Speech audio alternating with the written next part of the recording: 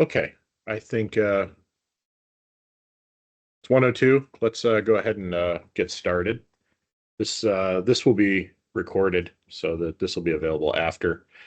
Um, we wanted to take an opportunity to talk with relationships in the industry and some of our clients and some of our potential clients and just start a conversation about something that is it's a fast growing piece of the parking industry. It really has come on strong in the last couple of years, and we think it's a topic that a lot of people are interested in.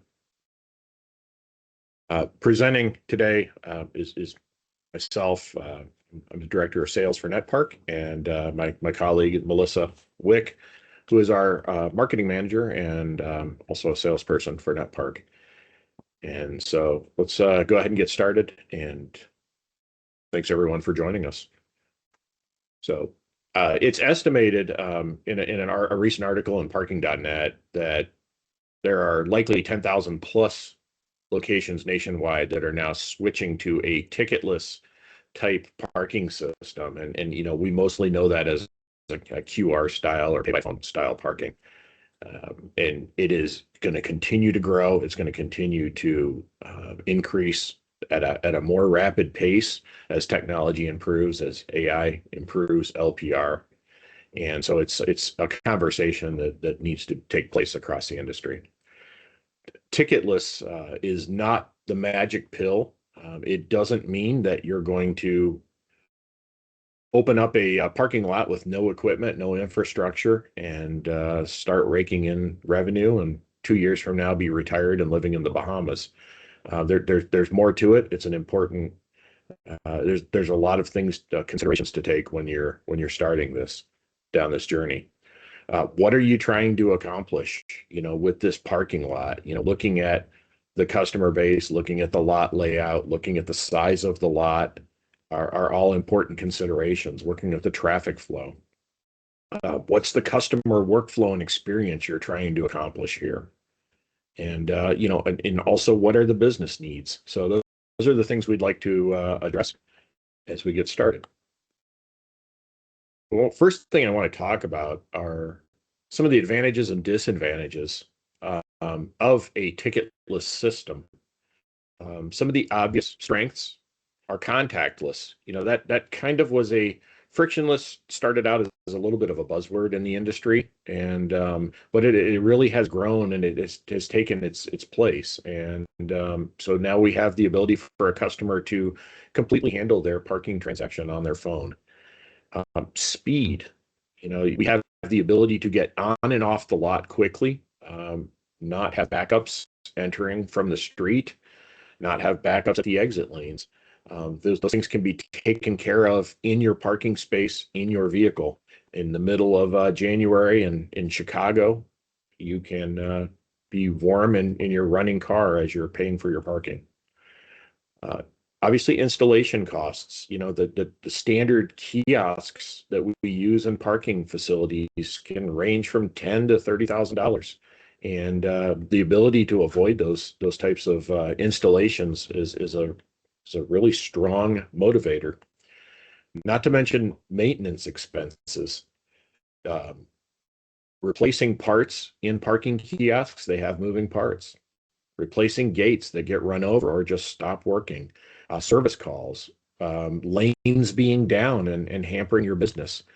Some of the bigger companies, some of the management companies, or the locations that have multiple garages in a city may be able to warehouse additional kiosks for their parking lanes, but not everyone can afford that, and it's not financially viable for many locations. And you may have a kiosk get run over by a vehicle, and it might be down for weeks while you wait for a replacement to be ordered and installed. It's a new and modern technology. To a customer, it just looks so much better than that 60s 70s technology of a paper ticket and a payment on the way out. The ability to eliminate cash. I mean, who doesn't want to eliminate some of those cash audits, cash deposits, armored truck pickups, all of those things, theft of of cash by employees or by people off the street. And of course, reduced staffing. The reduction in cost of labor is certainly something that is being considered when people look at these types of lots. It makes it a viable alternative for a lot that has 20 spaces. Some of the weaknesses, no physical barriers. Of course, we all know that if we don't have any way to stop people from leaving without paying, someone's going to take advantage of that, and so you have to address that. One of the it's self-serve. I mean, who doesn't hate going to the grocery store and having to check yourself out? So we have to make sure that the process and the software that we're using when we do this is very intuitive and user friendly. Along those lines, confusion. When customers are confused, who helps them? We talked about reduced staffing, and if there's no one on a lot to help, there's going to be confusion, and they need somewhere to turn when they can't figure out how to pay. Enforcement. Now we need to do enforcement, where before we had gates that were able to control people leaving before they paid. Now we need to come up with an alternate way to do that. And there are a lot of options out there, and we'll talk about some of those. Reduced staffing, while that is a strength in terms of cost, it's a weakness in terms of customer experience. It's a weakness in terms of lot appearance and security. So we'll talk about lot supervision and security. The providing security for your parking customers is an important piece of running a parking operation.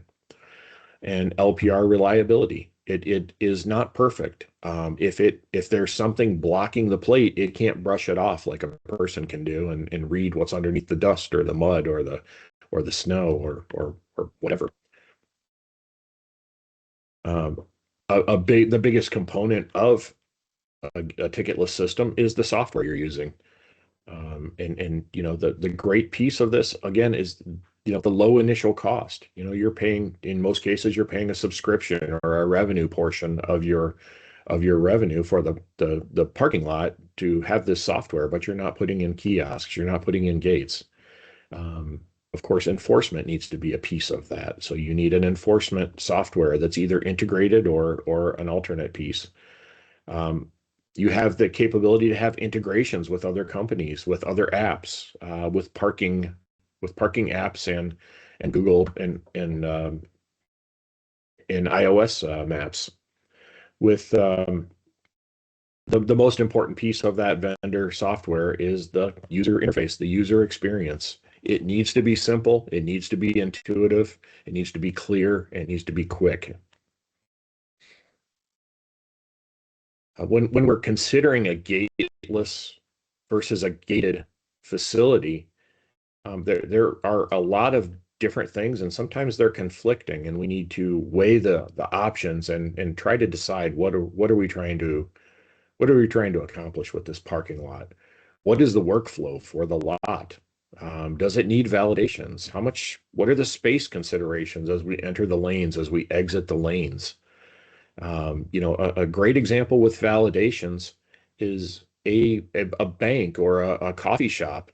We don't want customers to need to register their parking and put a credit card on file at a gateless solution only to get a validation inside and come back out and not have to pay. So, that may be a scenario where a ticketed solution might be better, or a grace period or staff on hand. So we need to consider these types of things as we're looking at gated versus gateless. There are variations on gated versus gateless. For example, we can record the plate as the vehicle enters the lot, and we can let them exit through a gated payment kiosk if that's what we want to do, or we can let them use an LPR with gated so that they pay with their phone and they get out. So we can come up with solutions that help the different workflows, like the validations, so that they don't have to have a credit card on file before they go into their business and get a validation and come back out. What are you trying to accomplish? Access control or revenue collection? If you are trying to accomplish access control, then LPR may not be the solution. If you're trying to keep those vehicles out, LPR is great at telling you that a car has entered, but at that point, it's already entered. Um, ticketless is only as accurate as the LPR system. And it talked about there are things that cameras, as good as LPR is getting, it still can't see things you can't see with your eyes. It can't see through snow and mud. It can't see a plate that's in the back window of a shaded windshield or shaded window. It can't see when the sun is rising directly on the other side of the car and it's glaring into the camera. There are some scenarios the cameras are getting better and better. Some of the cameras now use infrared as well as visual, and they do comparisons. Um, optical character recognition continues to get better and better and better. But one of the things to consider is a 99.5% read rate still means 50 customers out of every 10,000 are not going to be able to be read.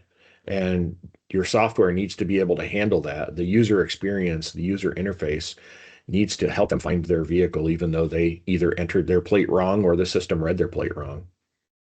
And enforcement obviously plays a big part in the gateless situation. There are some things to consider with enforcement, like some states restrict the types of enforcement that you can do. Arkansas, Idaho, and Virginia are two very well-known examples where you're not able to just send somebody a bill based on their parking. They're able to say, I wasn't driving my car that day, and they're not liable for that. So, you have to have active enforcement in a scenario like that. You may need to impound the vehicle. You may need to just have a person on hand who can interact with the customer and tell them, you need to register or you can't park here. So along those lines, one of our survey questions we'd like to ask you is, have you experienced any fraud at your facilities, or are you aware of fraud incidents at other companies after transitioning to gateless LPR? So we're going to provide a survey, and we just ask you to think about it and provide a response. And we'll give everybody a couple of minutes to do that. Give me just a second, and I'll should get a pop-up here in just a second.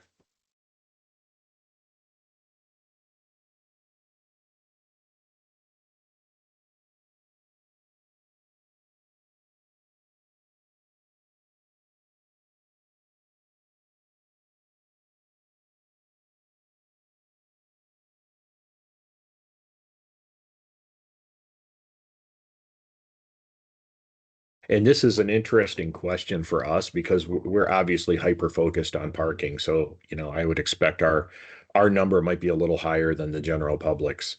I was a little surprised there weren't as many news stories as I thought there were, but as there continue to be more and more of these parking lots, and as they continue to exist for a longer period of time, I think we'll see more and more news stories, and the general public will start to become a little bit wary of um, QR codes and just, whether they need to verify that it's a legitimate QR code or whether they decide they don't like using them. It's a consideration that needs to be taken. So it looks like our responses it looks like about 2/3 of people are not aware of any, and of the other people, looks like it's probably about 4-1 that they are familiar with some fraud situations. And we have one kind of just anecdotal situation that we're aware of from a relationship we have in the parking industry, and we'll talk about that a little bit later.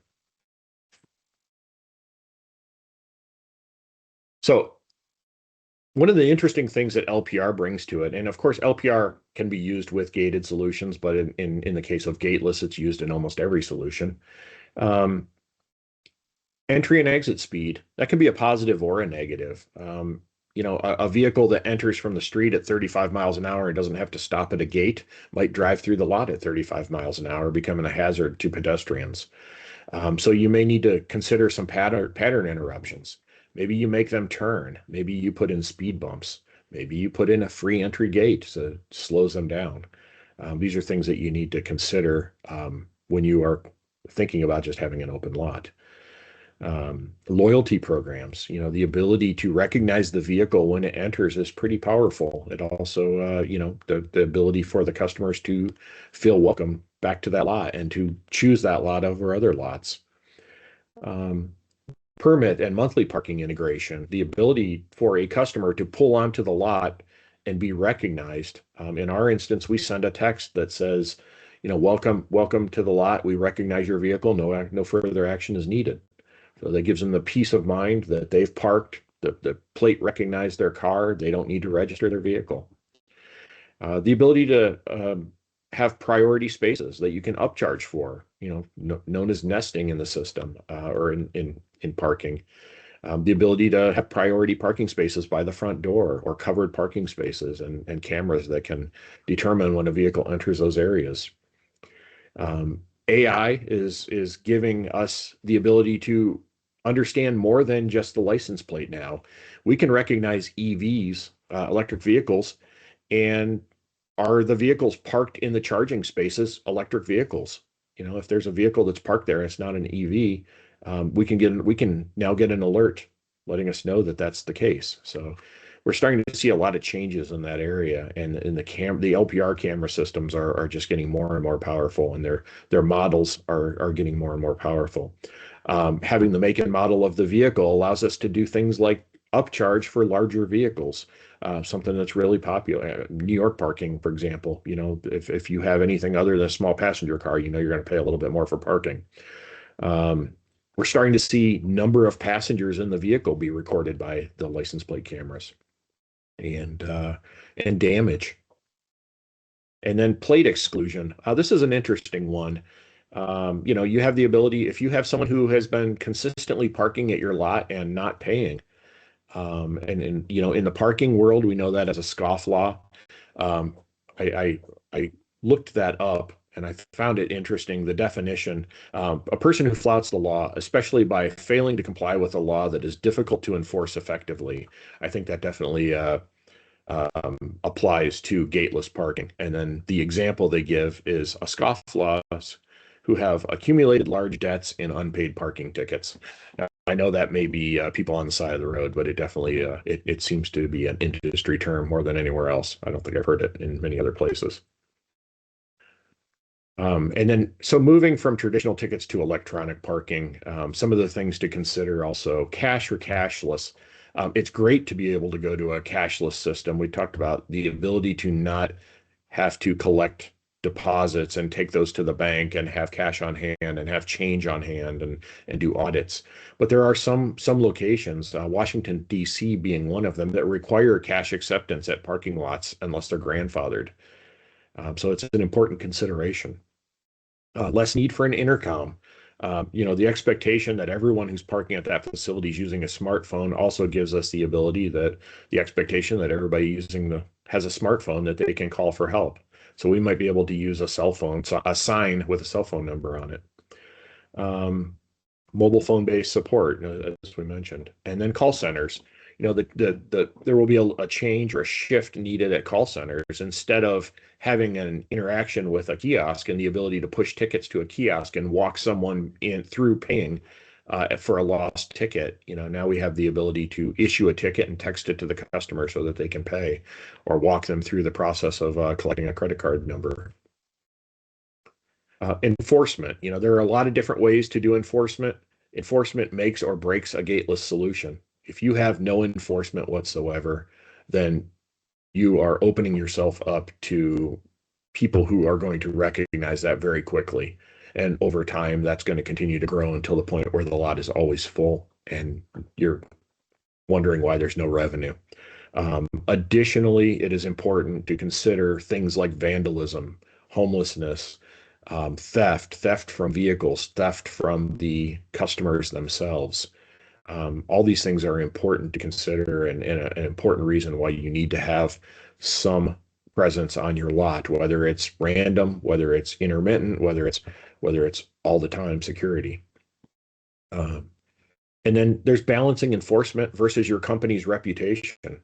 There are a number of management companies and parking companies. When you Google them, the first thing you see is 1,000 comments online about how this company is a ripoff, this company stole my car, etc. I don't think anybody wants their company to be labeled in that way. And then LPR integration types. There are a lot of ways to do enforcement with license plate recognition. There are mobile devices where you're walking around taking a photo of the license plate and you're getting a little green check mark or a little red X telling you this vehicle's registered and all is well. Vehicle-based, where you're driving up and down the lot. I think these things are based on the size of the lot, the type of people you have doing the enforcement. If you're driving up and down the lot, you have 2,000 spaces to check. You need a vehicle-based or a golf cart-based camera. If you have 15 spaces, chances are you're just going to be walking around with a phone or maybe even a list. Another option you see in some garages would be a camera covering every stall. Those are a little less common, but they exist as well. And you're also starting to see those on light poles. And then citations. There are a lot of enforcement vendors out there. A lot of them offer free equipment.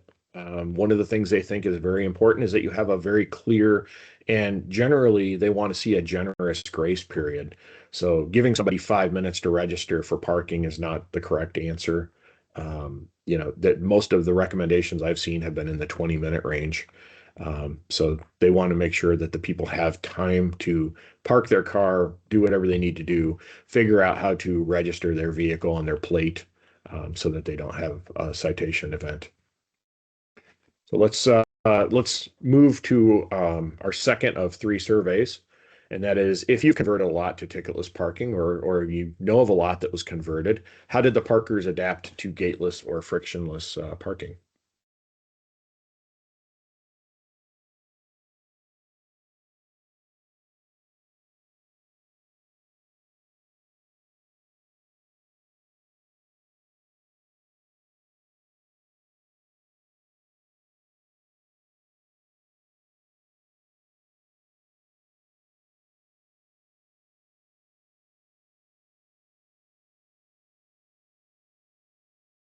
So it looks like the answers are somewhat varied here. It looks like as expected, a little more difficult than expected. A few of you said very easily, and some of us haven't really experienced it firsthand. But these are things that need to be considered, and as you're transitioning to this type of a process. So I'd like to turn it over to Melissa, Thank you, who is Mike.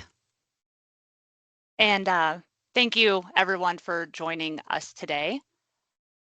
So I've been in the parking industry for probably about 10 years now. And during that time, I've had the opportunity to see the industry evolve rapidly, both from the perspective of a parking professional, but also just as a customer myself. I'm sure every single one of you has parked in a garage and has seen the evolution from going from ticket kind of operated facility to a ticketless.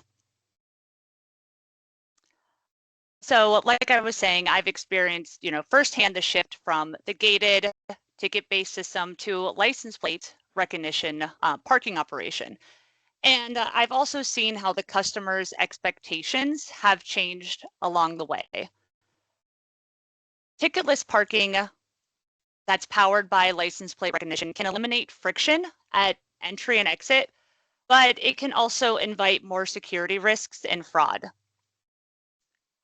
So a lot of the ticketless operations rely on QR codes for payment or for registration, and they have become a critical bridge between the physical parking asset and digital payments. But if they're not managed properly, it will introduce risk to your operation. So for example, a couple of years ago, there was a parking garage that had the signage out there for customers to pay for their parking by scanning a QR code. Unfortunately, this QR code was replaced with a fraudulent sticker. And so when customers scan the QR code to go and pay for their parking, their money went into a fraudulent account that was set up through Stripe. The name on that Stripe account was a very well-known parking operation, and this went on for a few weeks before it was discovered. And so the scammers, I guess I'll call them scammers, ended up probably generating about 5,000 or more. Not sure on the total cost from what I've heard, but maybe about 5,000 or more in revenue. And if they keep doing this over and over again at various operations, they'll rake in money. You know, even if it's just a few $100s, that's a few $100s that they didn't have before. And so going from a ticket, you know, to a ticketless experience operation, there needs to be some things that need to be done to make it less risky. So to prevent QR code hijacking, some of the best practices would be to offer like a code validation, or going through and physically monitoring the signage. So this can ensure that links haven't been tampered with, the signage hasn't been tampered with. If you use signage, maybe also having a text to pay phone number as a backup option, so that way it is more secure rather than going through scanning a QR code. Also having dynamic QR codes, so maybe that's on a monitor of some sort, a TV screen, where possible. Having that dynamic QR code can prevent fraud, as well as doing a 3D or textured QR code, having it like a plexiglass, something like that, that will have some sort of barrier to where it's not as easy to put a sticker over it, or it's extremely noticeable that somebody has put a sticker over it. So doing like just one or more of those things in your operation will reduce the risk of fraudulent transactions or fraudulent stickers being placed over the static QR codes. And so ticketless environments also rely heavily on card not being present transactions, and that makes them a target for carding attacks. So some things that you can do to be proactive with this would be to have velocity checks on transactions, or possibly set limits on the number of transactions in a short time span. So if there's a carding attack, they might try to do 50 transactions in a minute, and they go through all these different card numbers to see which ones go through and which ones don't. And so if you can prevent that by having time limits or transaction limits in a certain amount of time. You can also block repeated low dollar authorization attempts. So if they're trying to do $1 amounts, let's say, or $2, whatever the case may be, if that's over and over and over again within a short amount of time, having the ability to block that would be really crucial. And then also adding a CAPTCHA. If it's on a web page, you can add a CAPTCHA, and that will ensure that there is a live person actually inputting their credit card information. And so adding some of these measures to protect your revenue and prevent chargeback exposure for your business. And so one of the biggest advantages for LPR is that it allows you to implement a two-factor verification without adding any friction. So if when they're putting in their credit card information, license plate, whatever, having them input their license plate in the phone number, or maybe an account number if they're like a loyalty account and maybe for some reason it's not pulling up, but that can help verify legitimate transactions. And so this creates secure, verifiable parking sessions while still keeping the experience fast and contactless. Also, using a loyalty program will create a personalized experience, but it will also enable the operation to be able to store the credit card or other methods of payment for maximum security. So that way the loyalty customer, doesn't have to input their credit card for each transaction. And so there is one last poll question, and this is kind of fill in the blank. What challenges have you faced, or what challenges do you anticipate to face when converting to a frictionless solution? So this would be challenges such as like drive-offs or confusion with customers, things like that. We'd like to know what maybe you might have, what you may have faced or anticipate to face.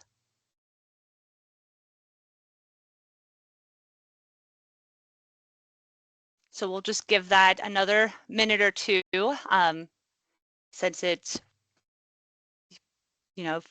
filling in the blank.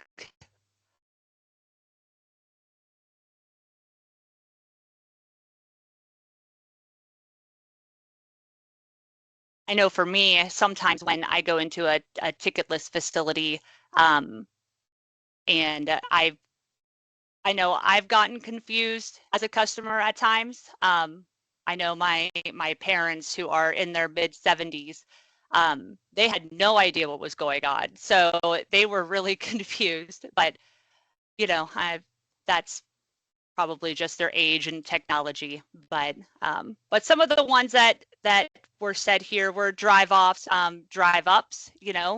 Not having a gate, that could be confusing. Having a check-in process, might be confusing as well. Not having a credit card or something like that. Though these are all different challenges that we have to work through, as this keeps evolving and changing. So kind of talking about the security, having a loyalty program, offers that security with having stored credit card, but it also helps create a seamless customer experience, that doesn't just end when the vehicle exits.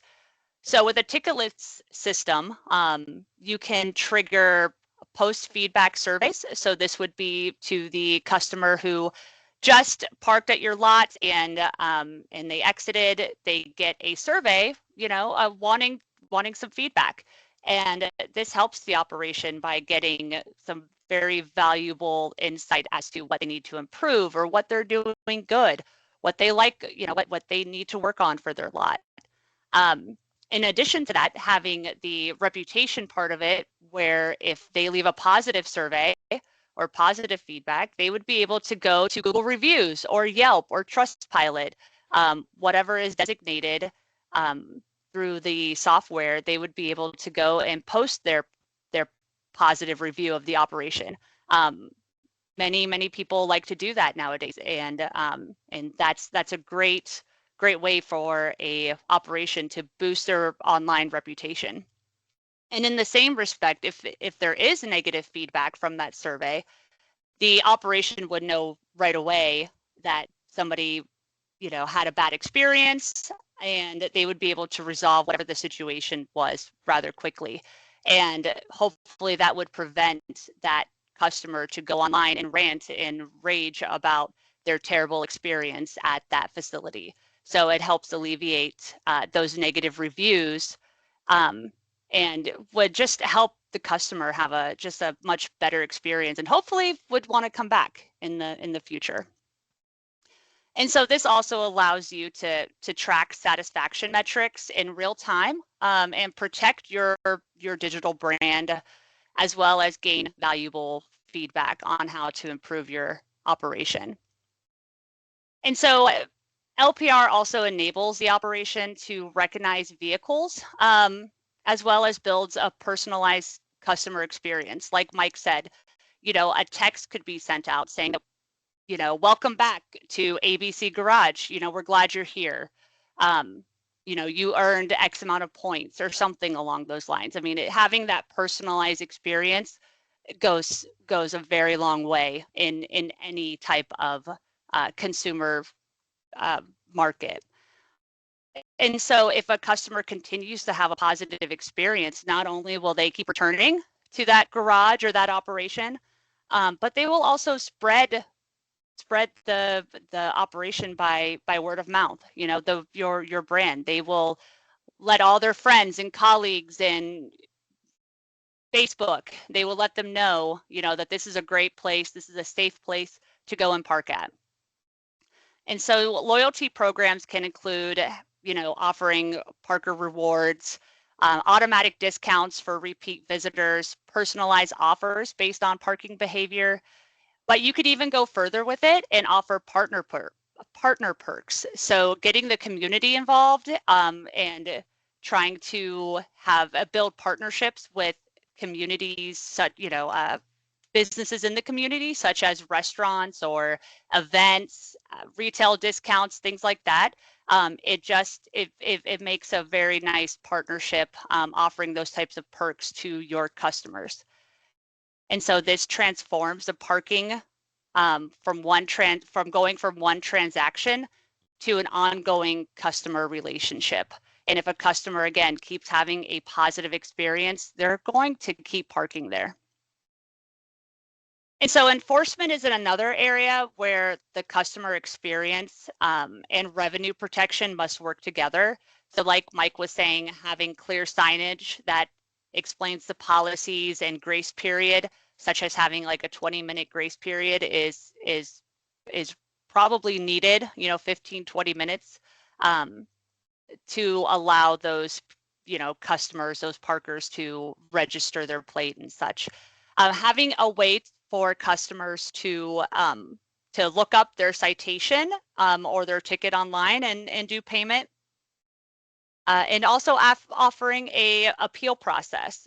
So if they have some sort of dispute or having some sort of issue, having the ability to appeal any ticket or charge easily will make a great experience. And so when the customer feels the system is fair and transparent, compliance increases and conflict decreases.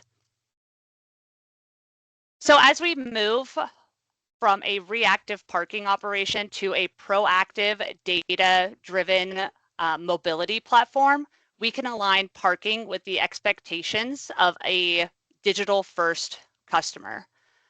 The future of parking isn't just ticketless, it's intelligent, secure, and customer-centric.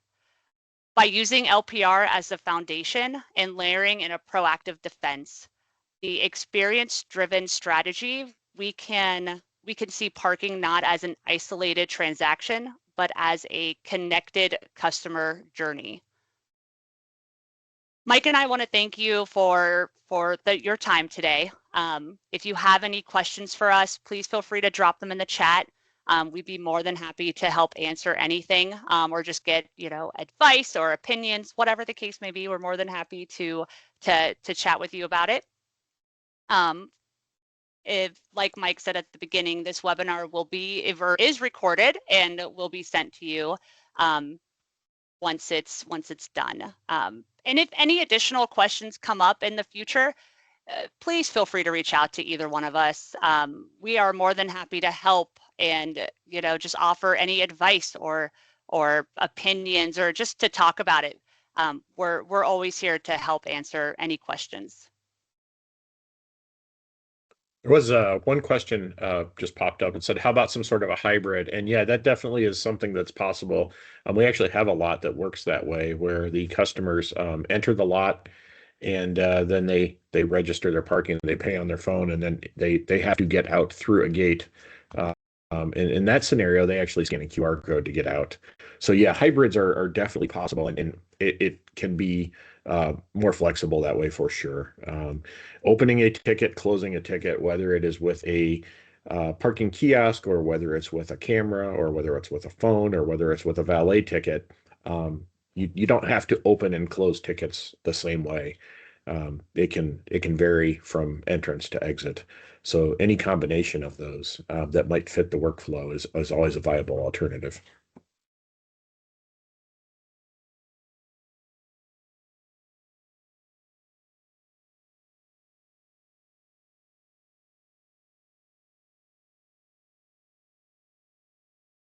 So license change plate on the fly. So in general, you are addressing one plate for loyalty programs, but you can record phone numbers with plates from previous parking stays. And so you do have the capability to do plate changes. You also, if you are doing loyalty program, at least in that park. And I would think almost most programs, you have the ability to register multiple vehicles under the same account, so that family or or whoever in the same household have the ability to change cars.